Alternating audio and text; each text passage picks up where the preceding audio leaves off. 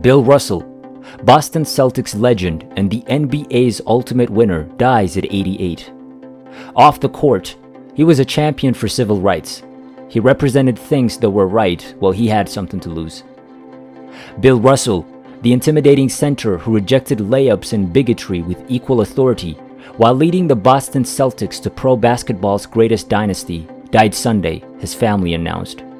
He was 88. Russell won 5 Most Valuable Player awards, and the Celtics captured 11 NBA championships during his 13-year career, including 8 in a row from 1959 to 66. His powerful adversary during the 1960s, Wilt Chamberlain, ended the streak by leading the Philadelphia 76ers to the league title. The 7'1" Chamberlain and the 6'9" Russell met 142 times in an epic rivalry of big men that riveted basketball fans for a decade. His Celtics went 57-37 against Chamberlain's teams during the regular season and owned a 29-20 advantage in the playoffs. Wilt and Russell were to basketball what Arnold Palmer was to golf. 76ers Hall of Fame forward Billy Cunningham once said, "Turn on the television on Sunday and there they are. They are the 2 greatest talents to ever play the game."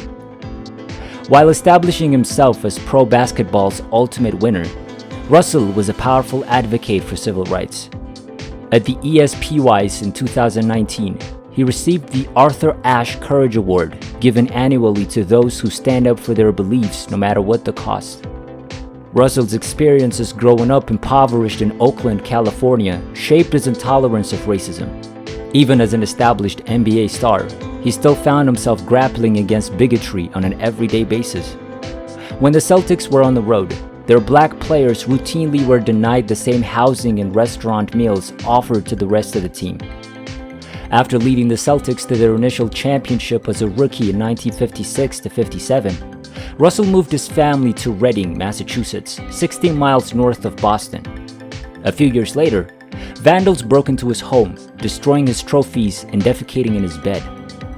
When the Celtics retired Russell's number 6 before a home game against the New York Knicks in 1972, he insisted on a brief, private ceremony to be staged an hour before the fans were allowed in the building.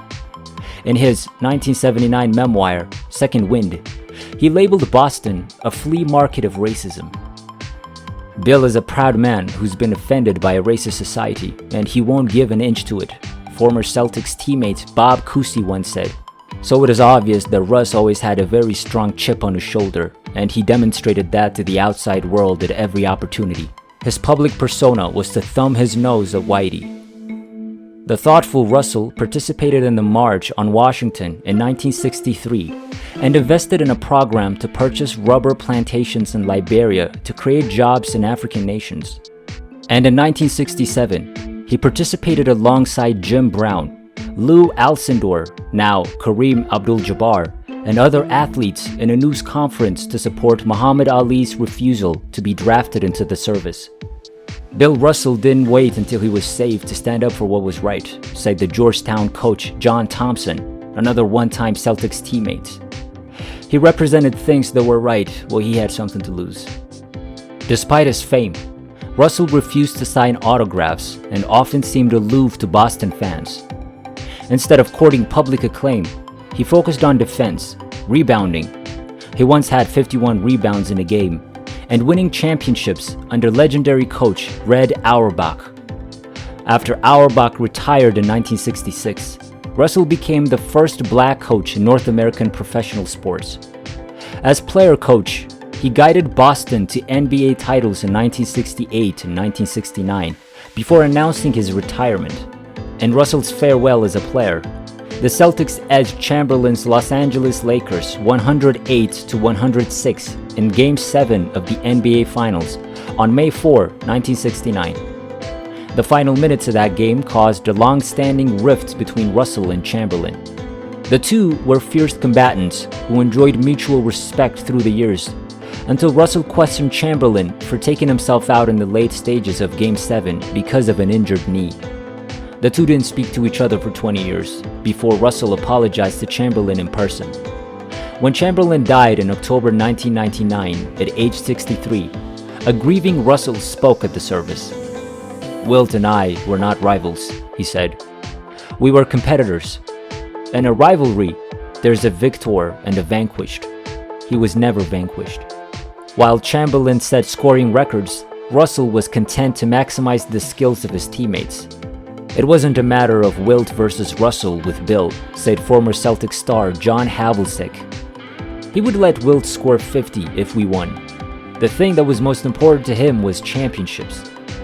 When told that Chamberlain had just signed a contract for $100,000, a prideful Russell went immediately to Auerbach's office and demanded $1 more. William Felton Russell was born on February 12, 1934, in Monroe, Louisiana. His late older brother, Charlie L. Russell, was a playwright whose most famous work, Five on the Backhand Side, premiered in 1969 and was adapted to a 1973 film starring Godfrey Cambridge. Russell's mother, Katie, died when he was 12, and he struggled early on the basketball court, failing to make his junior high school squad. He was almost cut from the team at McClemens High School in Oakland, but persevered and steadily developed his skills as an adept shot blocker. Coming out of high school, Russell received just one letter of interest from the University of San Francisco. However, playing with future Celtics teammate Casey Jones, he would lead the Dons to consecutive NCAA championships in 1955 and 1956, averaging 20.7 points and 20.3 rebounds a game in his 3 seasons. He also competed in collegiate track before the crafty Auerbach engineered a draft day trade with the St. Louis Hawks to bring Russell to Boston. Before his NBA rookie season, Russell served as captain of the 1956 U.S. Olympic men's basketball team that won a gold medal at the Melbourne Games. By promptly leading the Celtics to the 1957 title, he won championships at the NCAA, Olympic, and pro levels, all within a 13-month span. He finished his career as the number 2 rebounder in NBA history behind Chamberlain, excelling as Boston's last line on defense and triggering a devastating fast break that wore down opponents. Although Russell played with future Hall of Famers like QC, Havlicek, Sam Jones, Casey Jones, Bill Sharman, and Tommy Heinsohn, it was his leadership and indomitable will to win that keyed the Boston dynasty. "I always looked at it like we were going against the best team in the world," Chamberlain once said. "Going to the Boston Garden was like going to the amphitheaters of the Romans, where the Christians were thrown to the lions. They were so good, and he was so good." Before big games, Russell would routinely throw up in the locker room. After a while, Celtics teammates urged him to vomit as a sign he was ready to dominate. At times, he would wear a black suit and a cape to the arena. "I thought he was Count Dracula, so we started calling him Count Russell," said Sam Jones. I asked him why did he wear a black suit, and he says, "Well, I'm like a mortician. I come to bury the players I'm playing against." That's Bill Russell. Very, very different. Russell, a longtime resident of Mercer Island in Washington State, also coached the Seattle Supersonics for 4 seasons beginning in 1973. In 1987, he returned to the NBA bench, signing a 7-year deal to coach the Sacramento Kings. Russell was fired after a 17-41 start, finishing his coaching career with a 341-290 record.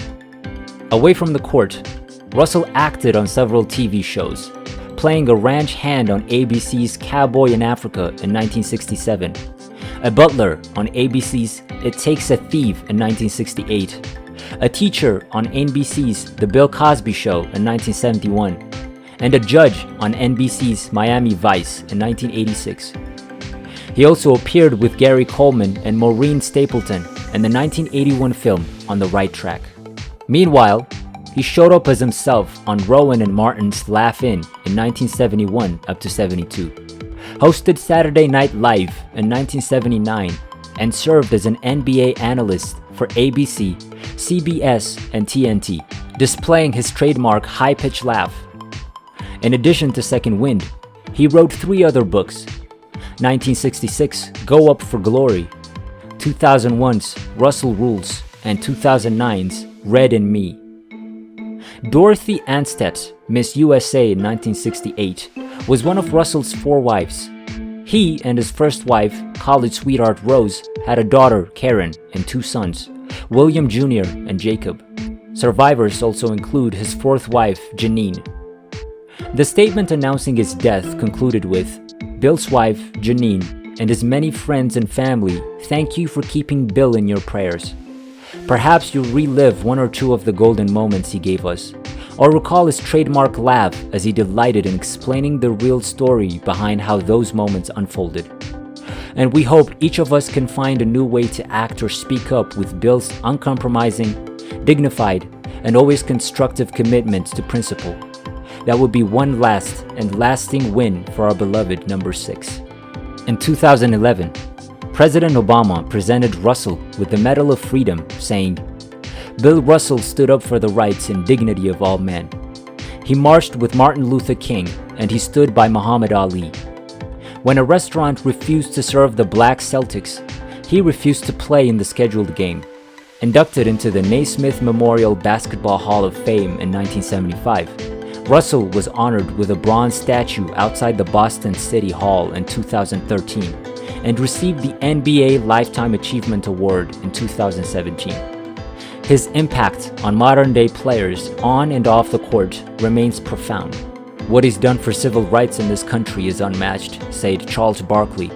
"Him and Ali will always be my heroes as far as that goes. Those guys did all the heavy lifting back in the day." From the moment he became a professional, Russell never wavered in his love for the Celtics. He respected Auerbach for the dignity in which he treated all Boston players, regardless of skin color. "The Celtics were a way of life for me, a group of people so diverse you cannot imagine," Russell said. "Working together day in and day out for a common goal. I thoroughly enjoyed my teammates. I always said when I left the Celtics, I could not go to heaven because that would be a step down." Bill Russell, basketball legend with record 11 NBA titles, last words before he died. "I would rather be a servant in the house of the Lord than to sit in the seats of the mighty."